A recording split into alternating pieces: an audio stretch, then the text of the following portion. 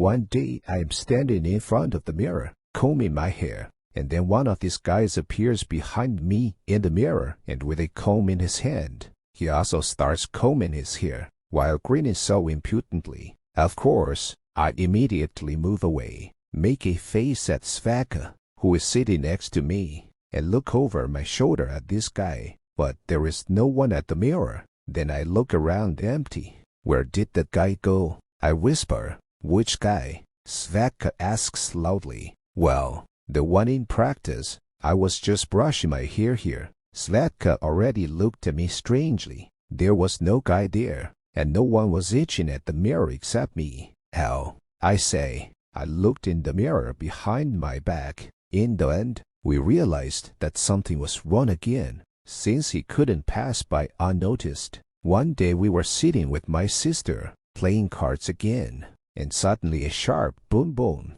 We jumped up. We looked at our felt boots on the floor nearby, as if they had fallen from the ceiling. We turned our heads, no one. Well, we just laughed. If it hadn't already been on the head, they would have nailed it for sure. Grandfather comes. When I saw the felt boots, I was wildly surprised. Where did you find my felt boots? Asks. I haven't been able to find them since winter. I already thought that someone had dragged me away, and they fell from somewhere, said Sveka. Grandfather, of course, didn't believe it again. But, as always, let's joke. Well done. If only another 100 rubles had fallen like this, it would have been great.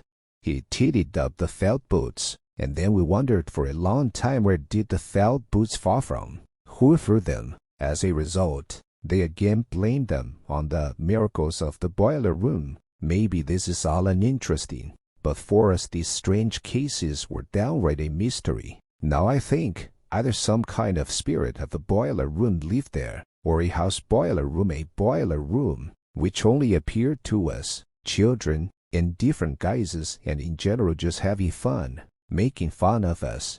My grandfather worked when he was retired as a boiler maker in a large greenhouse. In the summer, he often took us with him to work. My cousin and I were 10 years old at the time. The large boiler house in which my grandfather managed was a special kingdom for us, and we really liked it there. Having adjusted the boilers, my grandfather usually went to his garden opposite the boiler room right here on the farm's territory. So I only looked into the boiler room from time to time, and none of the other workers had ever been to the boiler room. So we have freedom, go wherever you want. No one will scold you. We hung around there, looking into all the corners, or simply Saturday on my grandfather's post at the entrance, where there was his trestle bed, a table with a chair, and a mirror on the wall. And so we repeatedly noticed all sorts of strange things in this boiler room. One day my sister and I were sitting on a trestle bed,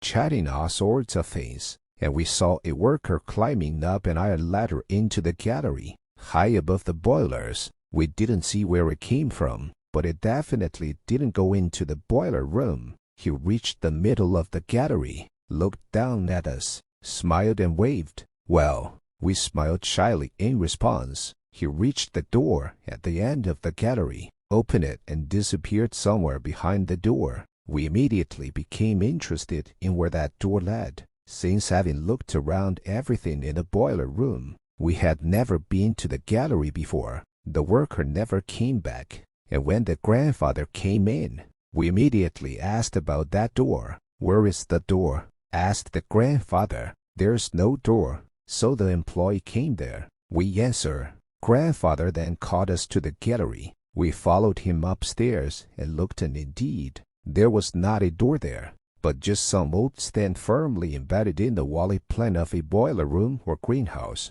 If you look from below, it looks like a door. Saka, my sister, and I just looked at each other. How did the worker get by? And where, after all? Well, they didn't get too worked up about it. Then they climbed into the gallery a couple more times. Checked, no, it's still not a door. And what kind of worker it was is also unclear. My grandfather had a replacement, Uncle Vanya. When Uncle Vanya took over, My grandfather and I simply came to the garden, or to pick berries and fruits. There were a lot of fruit trees there. Svetka and I didn't go into the boiler room then. We walked around our grandfather. We were working in the garden one day, and Uncle Vanya came out of the boiler room, got into his Zaporowsky sets, and drove off somewhere from the territory. Oh, says Svetka, while Uncle Vanya is gone, shall we go into the boiler room and sit? It's still hot outside.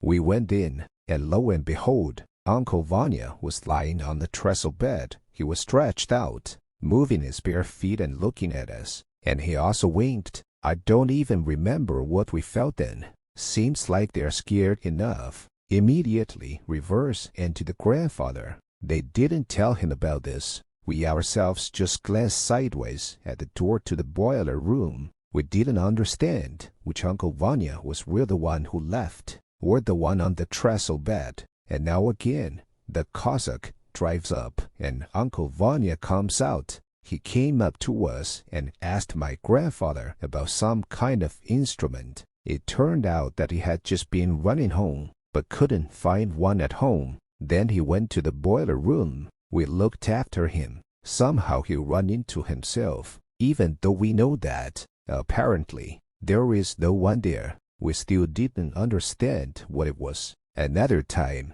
on grandfather's shift, we sit in the boiler room in the evening, playing cards. Grandfather is running the show somewhere in the yard again. And then suddenly Uncle Vanya comes in his overalls and boots, just like at work. We immediately started fidgeting in place. And he said, I said, and I'm here. Winked at us and went somewhere deep into the boiler room, and somewhere there became quiet. Well, we finished the game, and then it was a little awkward. They got up and went out into the yard, but for some reason, the Cossack, Uncle Vanya, was not there. Then the grandfather appeared. Come on, I'll quickly take you home, and at the same time would take the vegetables. Grandfather, let's close the boiler room. And we tell him, and Uncle Vanya is there. In the boiler room, grandfather, which Uncle Vanya, today is his day off. Don't you see that he doesn't have a car? Svetka Danias. He went into the boiler room. Grandfather looked in himself, called loudly, Evelyn. But no one answered. Uncle Vanya disappeared. The grandfather shrugged his shoulders, but still locked the boiler room. We came home, and my grandfather headed back to his shift in the evening. And the next day, in front of us, he asked Uncle Vanya, where did you go yesterday? Why did you come? It turned out that Uncle Vanya was not really there yesterday, and there was no need for him to come. The grandfather is like this, and the grandchildren said that he disappeared in the boiler room. Then Uncle Vanya looked at us like we were idiots, like, what kind of stupid jokes are they? Honestly, we have already begun to fear strange boiler room doubles. Once they picked the cherries, the grandfather brought a small bucket into the boiler room, and he went off somewhere, and we are waiting for him to go home.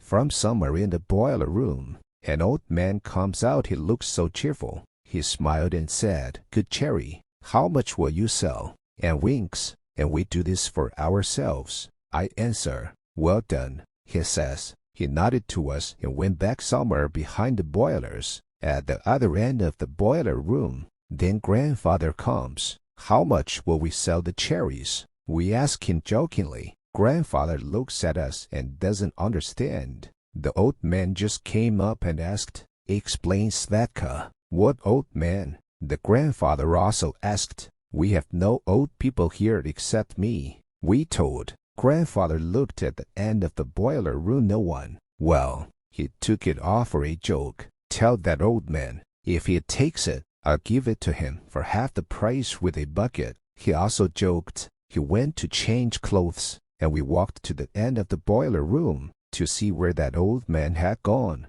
and in general, to see where they all disappeared behind the boilers. Maybe there were some exits that we didn't notice. We looked. The old man was nowhere to be found. There were no doors either, and there was nowhere to hide. In general, we were again left perplexed as to what kind of old man was approaching us.